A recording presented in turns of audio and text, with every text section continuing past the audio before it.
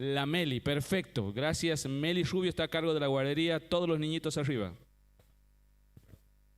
Bueno, buenas noches a todos. Bienvenidos a todos los valientes que han venido en medio de semejante aguacero. Y bueno, allá también Fabi me estaba diciendo que bueno, que hay muchos hermanos y hermanas que nos están siguiendo en línea. Así que un saludo también para ellos, ¿ah? Bueno, un versículo que está en el libro de Eclesiastés, donde el sabio Salomón dijo, generación va y generación viene, ¿no? Eclesiastés 1:3. Pero también podemos citar en el mismo capítulo, Eclesiastés 1, 5 al 7, dice así: sale el sol, se pone el sol y se apresura a volver al lugar de donde se levanta. El viento tira hacia el sur y rodea al norte, va girando de continuo y a sus giros vuelve el viento de nuevo. Los ríos todos van al mar y el mar no se llena. Al lugar de donde vienen los ríos vinieron, allí vuelven a correr de nuevo. Eclesiastés 1, 5 al 7. Está citando aquí el sabio Eclesiastés de esta preciosa creación de Dios que parece rutinaria, pero gracias a ellos, gracias a eso el planeta subsiste y nosotros también los seres humanos, y estas cosas no cambian. Pero después cuando uno lee gran parte del libro se da cuenta de que Salomón está como viendo las cosas del hombre como en un aspecto rutinario, ¿no? Como que siempre se están repitiendo una y otra vez. Y esto es una gran paradoja porque ya estando en el siglo XXI, si te pones a ver, Salomón más o menos nació en el 988 a.C., o sea, 1000 años. Hay 1000 años hasta el Señor Jesús, y de nuestro relato que vamos a ver esta noche tenemos 2000 años más. O sea, tenemos 3000 y 2000 hasta el Señor Jesús en el relato que vamos a ver nosotros de Marco. Y la paradoja que se da es que pareciera ser que los problemas, las situaciones, los obstáculos y las pruebas por los que han pasado los hombres parece que son los mismos hace 3000 años, hace 2000 años y ahora, ¿no? Lo que vamos a ver es un evento de un día en la vida de Jesús. Son esos días a veces difíciles que nos tocan vivir, donde vamos a la pieza o a un lugar separado y nos arrodillamos delante del Señor y le decimos: Señor, por favor, no nos mandes una prueba más porque ya no soporto más. Bueno, este día del Señor Jesús no solamente iba a tener una prueba, sino muchísimas pruebas. Claro, Él es Señor, Él las permitió y nos deja un gran ejemplo también para cuando nosotros las atravesemos, pero la gran lección que el Señor nos quiere dejar en todo este relato de cómo nosotros tenemos que ser sensibles al Espíritu Santo, sensibles al Espíritu Santo. Miren lo que dijo el Señor Jesús en Juan capítulo 14 y versículo 26. Mas el Consolador, el Espíritu Santo, a quien el Padre enviará en mi nombre, Él les enseñará todas las cosas y les recordará todo lo que yo les he dicho. Y también un capítulo más, 15:26 de Juan, dice: pero cuando venga el Consolador, o sea, el Espíritu Santo, a quien yo os enviaré del Padre, el Espíritu de verdad, el cual procede del Padre, Él dará, dice, testimonio de mí. La lección tiene que ver que cómo era la sensibilidad y la dependencia del Señor Jesús siendo Dios, y su dependencia y fortalecimiento en el Espíritu Santo, ¿no? Que Él también es Dios, parte de la triunidad de Dios, y cómo Él nos ha dejado lecciones muy importantes que ante las grandes decisiones y aún ante pequeñas decisiones Jesús se retiraba a orar. Dice a lugares desiertos, no desiertos de arena, sino fuera de los centros urbanos, despoblados o quizás desprovistos de mucha gente. Él se retiraba a orar, y van a ver ustedes en los evangelios que tras de las decisiones importantes, él se iba a orar. Entonces, vamos a ver en nuestro texto, para que ustedes abran en Marcos capítulo 3, y a partir del versículo 13, ahí es de donde se va a desarrollar nuestro evento. Bueno, dice así, Marcos 13, 13 al 15. Después subió al monte y llamó así a los que él quiso, y vinieron a él. Y estableció a 12 para que estuviesen con él, para enviarlos a predicar, y que tuviesen autoridad para sanar enfermedades y para echar fuera demonios. Marcos 3, 13 al 15. Vamos a orar. Señor, te damos gracias al abrir tu palabra aquí en el Nuevo Testamento y ver este evento en la vida del Señor Jesús, el cual nos deja grandes lecciones de la manera en que el Señor Jesús se conducía, cómo era que Él tomaba las decisiones y de qué manera Él era fortalecido y era sensible al Espíritu Santo. Bueno, amén, Señor. Fíjense en este texto que dice que el Señor Jesús subió al monte. No está muy bien identificado qué monte era o cuántos montes había o si era un cerro. Simplemente dice ahí un monte, ¿no? El texto sigue, pero el Evangelio de Lucas, en el capítulo 6, versículos 12, nos da algún detalle adicional, porque dice, en aquellos días, él fue al monte, dice, a orar, ¿no? Cosa que no especifica bien el libro de Marcos. Y dice que pasó toda la noche orando, Lucas 6, 12, ¿no? Bueno, esto nos deja una lección importante de lo que el Señor Jesús hacía.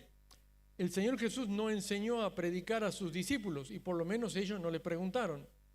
Pero sí los discípulos tuvieron mucha inquietud y motivación de saber orar, y el Señor Jesús les dijo, así deben orar. Y ellos esa motivación la tuvieron porque el Señor Jesús tenía esta práctica de separarse, de orar al Señor, y siempre previo a decisiones importantes. Y dice que Él llamó, esto es básicamente lo que nosotros llamamos muchas veces como el llamado de Dios, llamó a los que Él quiso. El ministerio del Señor Jesús estaba desarrollando. Si ustedes tienen un mapa en una Biblia, van a ver alrededor del mar de Galilea, en sus alrededores. Él había tenido tanta fama que había muchísima gente de muchos lugares, aún muy lejanos, que lo estaban siguiendo. Venía gente de Tiro y Sidón, que es Fenicia, ahí cerca a las orillas del Mediterráneo, de lugares muy lejanos. Había tanta gente alrededor de él y de sus discípulos, que dice que él le había dicho a sus discípulos que le tuviesen una barca preparada para poder salir, ¿no?, de todo ese amontonamiento y de todo ese gentío demandante que estaba ahí. Y dice que él llamó así. Y aquí muchas veces tenemos ese concepto que muchas veces les gusta estudiar, el concepto de la elección, los caminos paralelos entre la elección de Dios y las libertades humanas. Y aquí hace una aclaración, ¿no?, porque elección no siempre significa salvación. No es sinónimo elección de salvación. Pero también vemos en la Biblia que muchos hombres han sido elegidos por Dios, ¿no? Dice, desde el vientre han sido elegidos. Y aquí nos aclara bien, porque a veces nos preguntamos, ¿y cómo es que elige Dios? Y Él dice, porque Él quiso. Y solamente eso nos tiene que bastar. ¿Por qué elegiste? Porque yo quise. Porque Él es sabio, todopoderoso, omnisciente, Él lo sabe todo, y Él sabe por qué elige. No tenemos que hacer demasiadas preguntas en cuanto a la elección. Él lo quiso. Cuando bajó del monte, ya había una gran multitud de discípulos. Y la oración era tendiente, porque cuando Él bajaba del monte, entre todos los discípulos, Él iba a elegir un número especial, y ese número era 12. Ya había hecho esa elección en el Antiguo Testamento, ¿no? 12 personas para aquellos que iban a ser las 12 tribus de Israel. Ahora 12 para lo que iba a ser este lugar maravilloso donde se iba a desarrollar la iglesia del Señor. 12 apóstoles. Pero podemos ver que tanto en el Antiguo Testamento, los elegidos israelitas, muchos fueron apóstatas y muchos fueron idólatras. Y de aquí, de este grupo de los 12, también había uno que nada que ver y que terminó entregando al Señor. Entonces dice que Él llamó a los que Él quiso y vinieron a Él. Ahora, a partir de ahí, Él va a establecer un principio de cómo se hacen las cosas a la manera del Señor Jesús. Ese principio empieza en el versículo 14, que dice que estableció a los 12, y luego dice, ¿para qué? ¿Para qué? Para que estuviesen con Él. O sea, no es que primero mandó, sino que primero estableció a 12 para que estuvieran con Él. Y esa es la base del discipulado, que nosotros tenemos como ejemplo. No podemos hacer discípulos, personas que sirvan, que ministren, ¿no? Que trabajen en la obra, que enseñen, que sean consejeros, que sean líderes o futuros pastores, si no estamos con ellos. El discipulado no es por correspondencia, no es por WhatsApp, ¿no? Tampoco es por YouTube. Hay que andar con el discípulo, hay que estar con el discípulo, hay que resolver los problemas del discípulo. Hay que vivir las experiencias del discípulo. No hay tal cosa como un liderazgo que no camina con el discípulo. Hay que estar, y ustedes me dirán, ¿cuánto tiempo? A veces poco tiempo. Algunos crecen rápidamente con el Señor y otros demoran un poco más, pero hay que estar con ellos, ¿no? ¿Por qué? Porque son nuevos creyentes, una nueva planta. La Biblia utiliza la palabra neófito. No tiene una mala connotación, neófito. Lo habla de un anciano, que no tiene que ser un neófito. Es decir, neo significa nuevo y fito es planta. Una nueva planta, un nuevo convertido, ¿no? Un líder tiene que, no un nuevo convertido, sino alguien que ya con conocimiento de Dios y una experiencia. Y eso se logra estando con los discípulos. Y una vez que estuvieron con Él y el Señor Jesús estimó que estaban listos, entonces ahí donde dice que luego que estuvieron con Él, ahí los envió a predicar. Ahora fíjense en que estos discípulos a su vez iban a pasar por muchísimas pruebas, las mismas que pasó el Maestro. Por eso en Juan 17 el Señor le dijo al Padre en oración, no te ruego que lo saques del mundo, sino que lo cuides del maligno, o que los cuides del malo. Porque ellos también iban a tener que hacer esto, iban a pasar esas cosas. Ellos iban a tener que reproducir este discipulado, esta cadena no se puede cortar. Esto fue hace 2000 años, sigue siendo ahora y hasta que el Señor venga va a seguir siendo. El discipulado no puede ser de otra manera. Aquí está bien establecido. Ahora, lo siguiente ya es una autoridad delegada que tuvieron estos discípulos que a la postre eran los apóstoles, que habla ahí, dice, de autoridad para sanar enfermedades y para echar fuera demonios.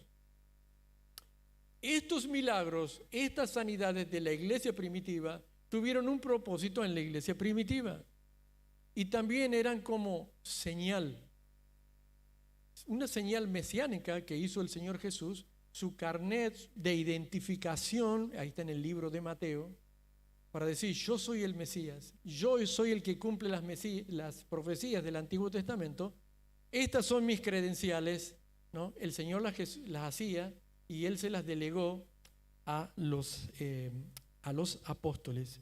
Entonces, vamos a ir viendo algunas cosas que son sumamente importantes para el hecho de ser sensibles al Espíritu Santo.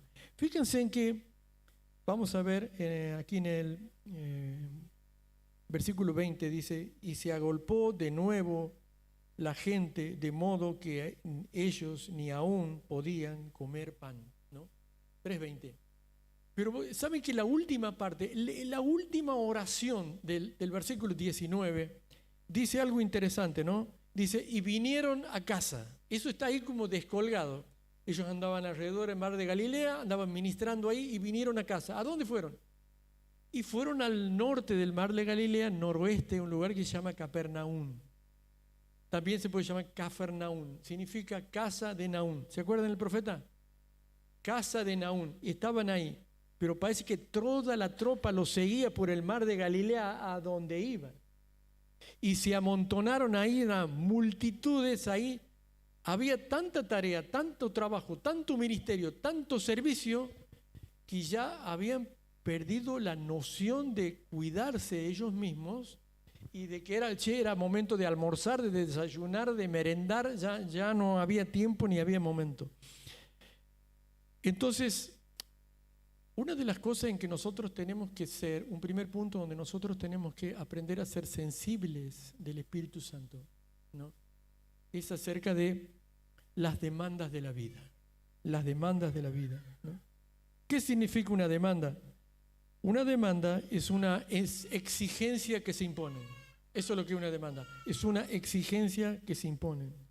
Y ustedes saben que hay cantidades de demandas que se imponen en el ser humano de hoy, ¿no? Miren, el hombre común de hoy, de nuestra comunidad, sufre opresión, injusticia, corrupción, a veces el egoísmo y la soberbia de terratenientes que no tienen la más mínima sensibilidad, y a veces un pueblo pobre y oprimido que constantemente a veces está esperando algo acerca de ellos y nunca llega, espera algo que apacigüe sus dolencias y nunca llega. Jesús dijo en Mateo, este pueblo anda como ovejas que no tienen pastor, ¿no?, mirando a la gente. Y bueno, todos esperaban algo de Jesús. Todos esperaban algo de Jesús. Ahora yo divido, y atendé bien esto, yo divido las demandas en dos.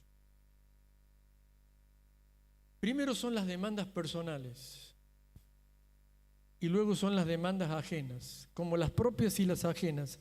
Y cuando hablo de las demandas propias, hablo de lo que son nuestras motivaciones e intereses personales, ¿no?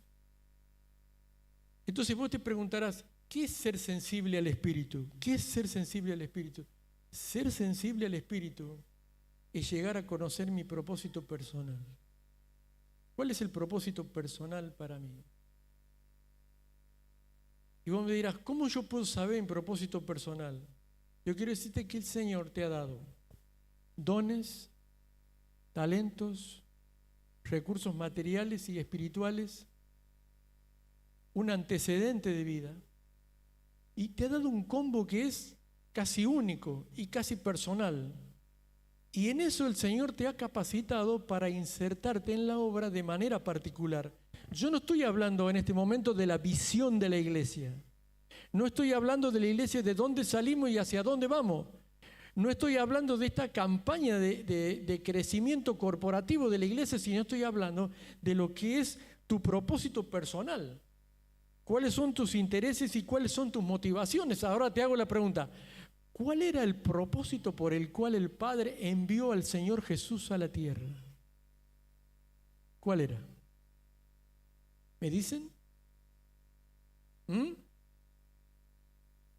A salvar y a buscar lo que se había perdido. Pero ¿cuál era el objetivo que tenía que concretar para que eso pueda suceder? Él tenía que ir camino a la cruz. Él tenía que morir en la cruz, tenía que derramar su sangre en la cruz, porque sin derramamiento de sangre no hay remisión de pecados. O sea, Él tenía que cumplir eso. Y nada de lo que suceda en el camino lo iba a sacar del propósito de Dios.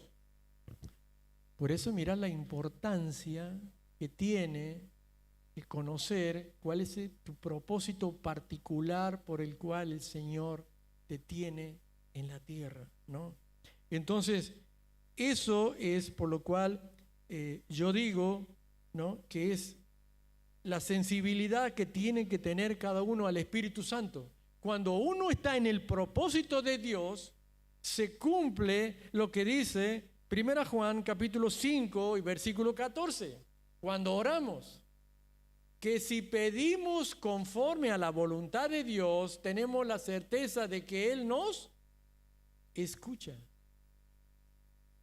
Entonces, cuando nosotros caminamos en el propósito de Dios, cuando averiguamos el propósito de Dios, cuando nada nos saca del propósito de Dios, porque somos sensibles al Espíritu Santo, estamos alineados con ese propósito, entonces oramos al Señor bajo ese propósito y pedimos conforme a la voluntad de Dios. Él nos escucha. Esa escucha es que Él da respuesta alineada. En esa línea es que oraba el Señor Jesús. Ahora, yo he hablado cuando uno es sensible al Espíritu Santo, pero cuando uno no es sensible al Espíritu Santo, yo creo que hay dos cosas, atendé bien, dos cosas en las cuales Satanás es experto. En aquello que no es lícito, Gálatas capítulo 5 dice, manifiestas son las obras de la carne, disensión, duda, confusión, perversión, corrupción, pornografía y tantas otras cosas que nos alejan del propósito de Dios. En ese mismo capítulo dice, esta es la sabiduría de Dios, pero estas son las cuestiones de la carne. Satanás es un experto en promover tentaciones para sacarnos del propósito de Dios. Hay quienes vuelven, pero hay muchos que no. El Antiguo Testamento hay mucho ejemplo de que no volvieron.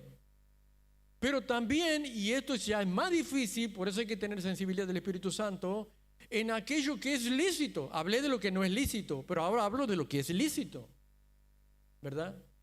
Es lícito, dice 1 Corintios 10, 23, pero que no conviene. ¿Por qué no conviene? Porque dice, no, pero porque he conseguido un trabajo, porque tengo una profesión, porque esto, aquello, el otro, pero no conviene porque me ha sacado del propósito de Dios. Hay muchos creyentes que han empezado con el propósito de Dios, pero que cosas lícitas los han sacado del propósito de Dios. ¿Te das cuenta? Y quizás tienen o van a tener éxito en proyectos que emprendan, pero fuera del propósito de Dios.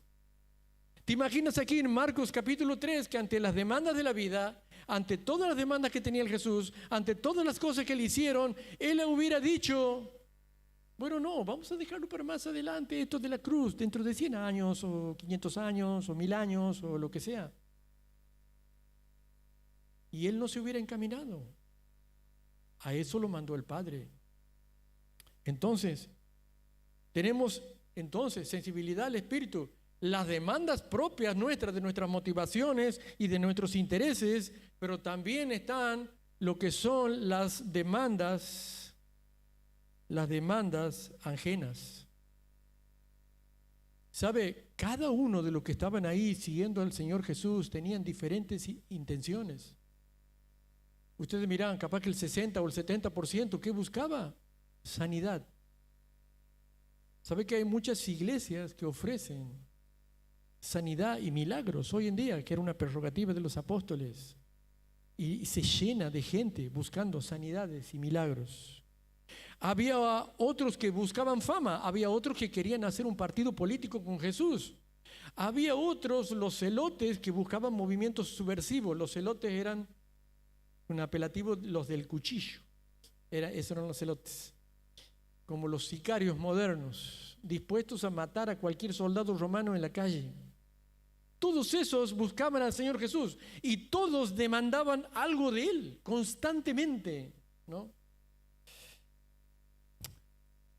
Y hay muchas cosas que, demandas externas de la cultura, presiones de la cultura moderna, de fama, de éxito y una cantidad de cosas que sacan al creyente y lo desenfocan del propósito de Dios. Y este mundo está bajo el maligno, bajo el príncipe de este mundo, y ofrece cantidades de cosas para sacar a los creyentes del propósito de Dios. Punto número 1, las demandas personales y las demandas ajenas. Punto número 2, ay, con los parientes prejuiciosos. Que lucha con los parientes prejuiciosos, ¿no? Uy, ya te has hecho cristiano. O ya te has hecho evangélico. En casa tiramos 300 años de religión oficial, ¿no? Es un hecatombe conmigo y ahí con mi hermano. Lo que el Señor Jesús les estaba ofreciendo a la gente eran el verdadero vínculo que debían tener, el verdadero vínculo íntimo de la relación personal que tenían que tener con el Señor Jesús, porque estaban bajo un vínculo religioso, perverso, corrupto. Y no lo digo yo, mire lo que dice Mateo capítulo 23 y versículo 15. Ay de vosotros, escribas y fariseos hipócritas, porque recorréis mar y tierra para hacer un prosélito, o sea, un miembro de su secta, no un hijo de Dios con una relación personal con el Señor, sino un miembro de su secta. Y una vez hecho, les hacéis 2 veces más hijo del infierno que ustedes. Pero muy fuerte eso, pero por demás. Por demás. Y entonces dice ahí un versículo, y cuando le oyeron los suyos, vinieron para prenderle porque decían, está bien loquito, ¿no? Y vos fíjate que, bueno, la palabra lo suyo es como un modismo del lugar, es un modismo griego, ¿no? Que básicamente sería como prender una persona. La palabra significa como hacer un arresto. Y básicamente, no sé, podría ser como un allanamiento, ahí donde él estaba y lo querían sacar. Los suyos eran parientes, no eran los familiares directos, porque ustedes van a ver después en el versículo 31, que después sí vienen los directos. Estos probablemente venían de Nazaret, que estaba a 30 kilómetros abajito de Capernaum. Parientes de él que vinieron a verlo. En el 31 ahí viene María y los hijos. Los hijos que no creían en Jesús hasta después de la resurrección. Entonces vinieron, dice, vinieron para prenderle, para hacerse cargo de él, porque pensaban que estaba loco. Es como en Hechos capítulo 26, versículo 24, donde Festo está delante del apóstol Pablo, y Pablo le explicaba el evangelio. Y Festo no entendía, no se le abría la cabeza ni el corazón ni nada, y Pablo seguía explicándole el evangelio. Y al final, ¿qué le dice Festo? Pablo, querido, me parece que vos estás medio loco. Las muchas letras te han vuelto loco. La misma palabra para loco es la misma palabra que dice aquí para fuera de sí. En el versículo 31 ustedes van a ver que dice, vienen después sus hermanos y su madre, quedándose afuera, enviaron a llamarle. Marcos 3:31. Bueno, punto número 1, las demandas de la vida, las nuestras, y yo lucho más con las mías que con las ajenas, ¿no? Porque constantemente uno tiene que revisar sus motivaciones, sus intereses, sus proyectos, las decisiones, y todo eso está alineado con el Espíritu Santo o no. ¿Estoy siendo sensible? ¿Tengo una vida sensible al Espíritu Santo? Y sale esto, y sale aquello, y sale el otro. Y Satanás bien pícaro para proponer cosas muy lindas y bellas y muchos papelitos de colores, pero saca del propósito de Dios. Segundo punto, parientes prejuiciosos.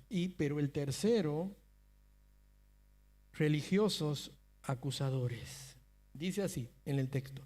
Pero los escribas que habían venido de Jerusalén decía que tenía a Belcebú y que por el príncipe de los demonios echaba fuera a los demonios. Y habiéndolos llamado les decía en parábolas: ¿cómo puede Satanás echar fuera a Satanás? Y si un reino está dividido contra sí mismo, tal reino no puede permanecer. Y si una casa está dividida contra sí misma, tal casa no puede permanecer. Versículo 26. Y Satanás se levanta contra sí mismo y se divide, no puede permanecer. ¿Cuál palabra se está repitiendo? A ver si me están escuchando. Permanecer. Sino que ha llegado su fin. Ninguno puede entrar en la casa de un hombre fuerte, saquear sus bienes, si antes no le ata, y entonces podrá saquear su casa. De cierto os digo que los pecados serán perdonados a los hijos de los hombres y las blasfemias, cualquiera que sean, pero cualquiera que blasfemare con el Espíritu Santo no tiene jamás perdón, sino que es reo de juicio eterno, porque ellos habían dicho, tiene espíritu inmundo, tiene espíritu inmundo. Yo por lo menos tengo un principio, no sé ustedes. A veces, muchas veces, las presiones de la vida, las pruebas, los obstáculos, las pruebas, esas cosas difíciles que pasamos en la vida, nos crean vulnerabilidad y emocionalidad en nuestra vida. Bueno, ese es el peor momento para tomar decisiones. Ese es el mejor momento para orar, porque muchas veces decimos, pero no me había pasado esto antes, pero ahora ¿por qué me siento así tan mal? Me siento vulnerable, ¿no? Y entonces, por eso es que el Señor Jesús nos ha dejado este ejemplo de oración. Vinieron estos escribas y fariseos de Jerusalén. Estos ya no eran los de la sinagoga de Capernaum. Estos ya tenían más peso, tenían más autoridad, tenían más chapa que los que estaban en Capernaum. Y vinieron a espiar al Señor Jesús. Vinieron a espiar. Y cuando empezaron a ver y a escuchar lo que Él estaba diciendo, entonces, ¿qué es lo que hicieron? Ellos dicen que atribuyeron a que Él lo que estaba haciendo era porque Él estaba alineado con Satanás y era obra de demonios. Belcebú es una palabra de las lenguas semíticas de ahí, de ese lugar. En un lugar significaba el señor de las moscas y en otro lugar, más para los griegos, significaba el señor del templo. Pero no es tan relevante, lo que sí es relevante es que era un dios pagano, ¿no? Que era un dios pagano. Y estaban atribuyendo esa obra al Señor. Y fíjense que él va a utilizar en el texto una analogía que es muy importante, que la hemos leído, que es el hombre fuerte. ¿Quién es el hombre fuerte? El hombre fuerte ahí, en la enseñanza de la analogía, ese es Satanás, el príncipe de este mundo, el que tiene dominado a la gente de este mundo. ¿Quiénes son los bienes que hay que sacar?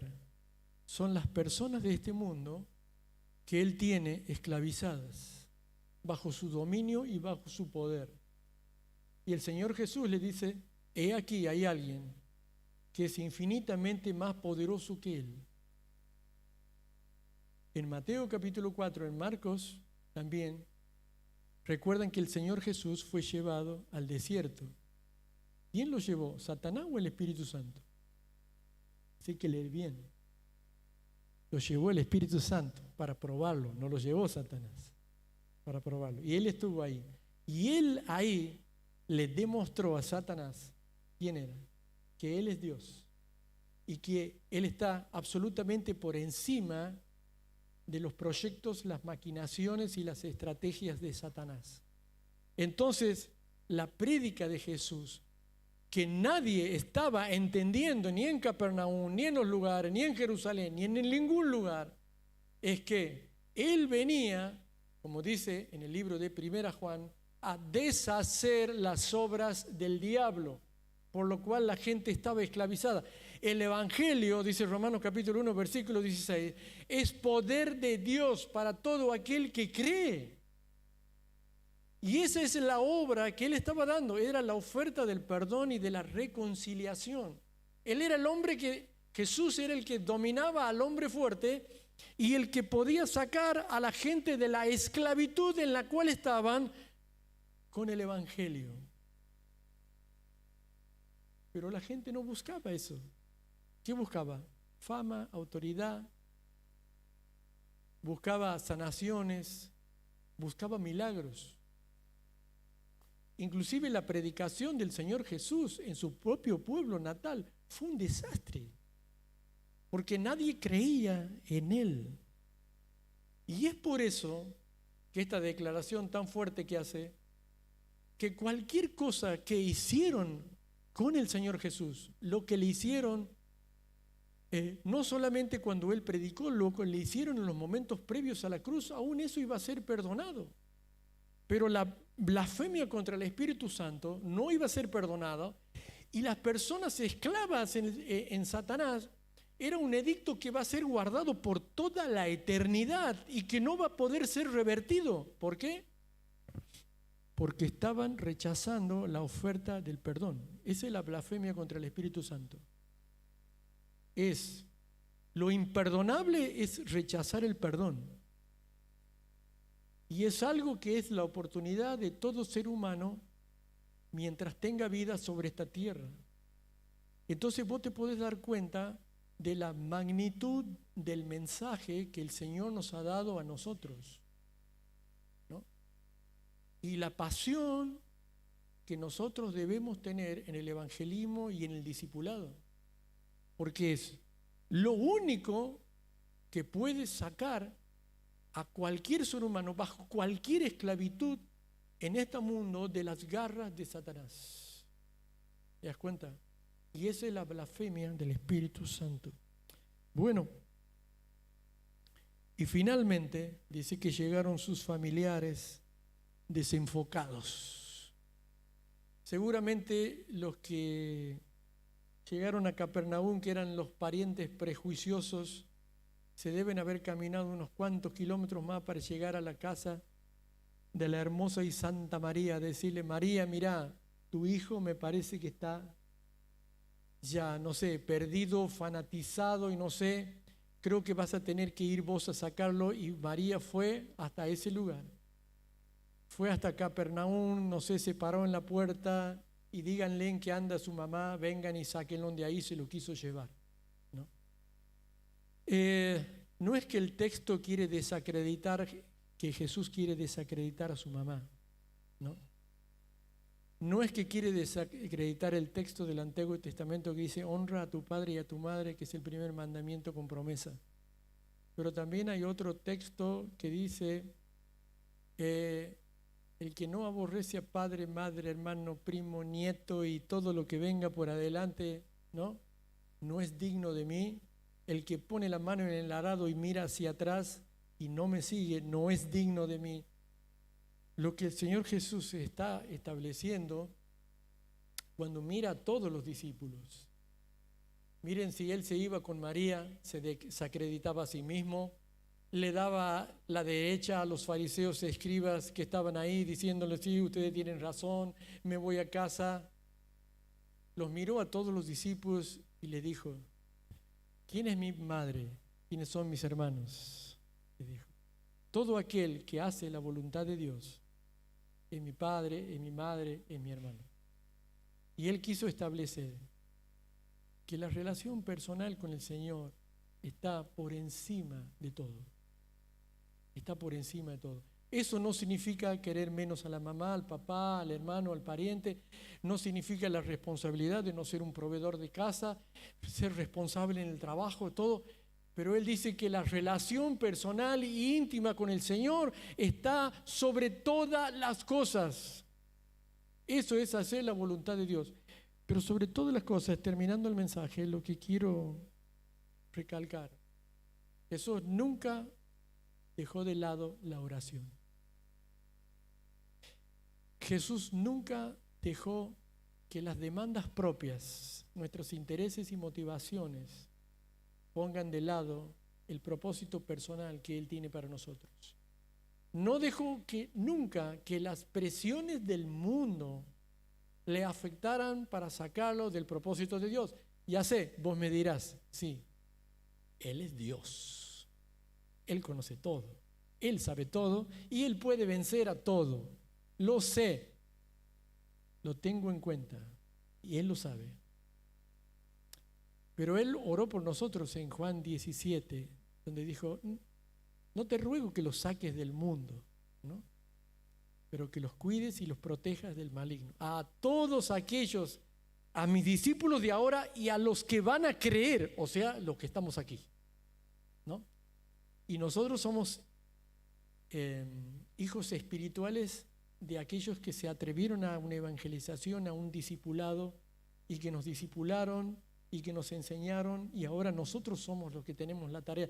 De manera de que no debemos de quitar de nosotros nuestra vida de oración. Jesús nunca dejó el discipulado, Él estuvo al lado de sus discípulos y nunca dejó de lado la misión, jamás.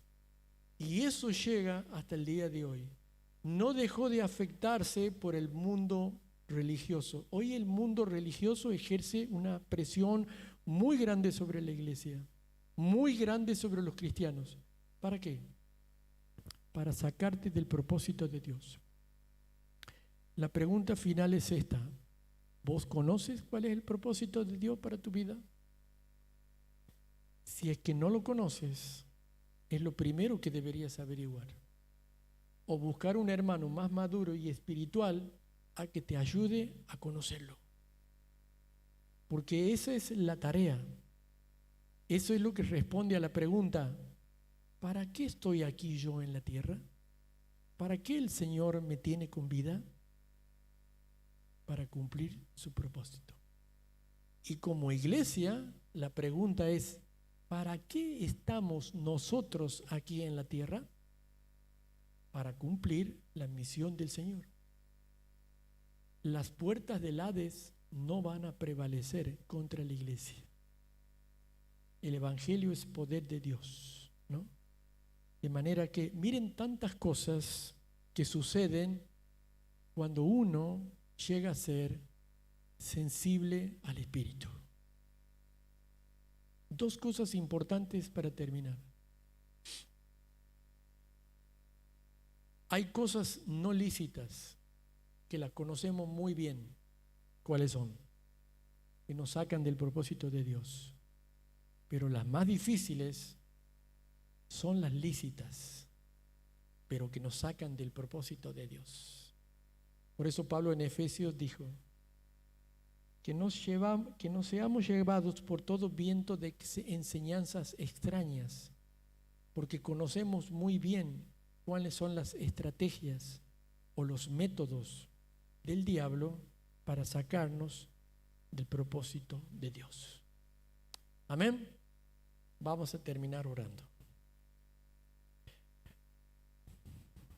Señor, ponemos delante de ti estas palabras, estos eventos, estas enseñanzas, estos ejemplos que nos da Marcos capítulo 3, y que hay mucho más, y que el Espíritu Santo las ha colocado como ejemplo de cosas que nosotros vivimos en la vida cotidiana. Y Señor, queremos también pedirte perdón con la facilidad con que nosotros nos desenfocamos, Señor, de nuestro propósito personal. Muchas veces haciendo cosas que no te agradan, pero muchas veces también distrayéndonos o desenfocándonos con cosas que a nosotros no nos parecen malas, pero nos desvían del camino que tú nos marcas, del propósito personal que tú nos has dado a través de nuestros talentos, dones, antecedentes, recursos, profesión. Señor, ayúdame y ayuda a mis hermanos aquí en este lugar a conocer ese propósito específico por la manera en que nos insertamos en la obra de Dios. Los consejeros, los de servicio, los de dar, los que lideran, los maestros, los que exhortan, los que ministran, los que sirven, los que dan. Ayúdanos a conocer tu propósito, Señor. Gracias te damos, Padre, porque el Señor Jesús cumplió tu propósito, llegó a la cruz, derramó su sangre, murió y fue nuestro sustituto, el sustituto perfecto, por el cual nosotros somos justificados en Él los que creemos, y nos has dado la vida eterna. Y estamos aquí, Padre, y te damos gracias, te alabamos y te adoramos como tu iglesia. Ayúdanos a cumplir, Señor, la misión que nos has encomendado. Oramos y te damos gracias. En el nombre de Cristo Jesús. Amén.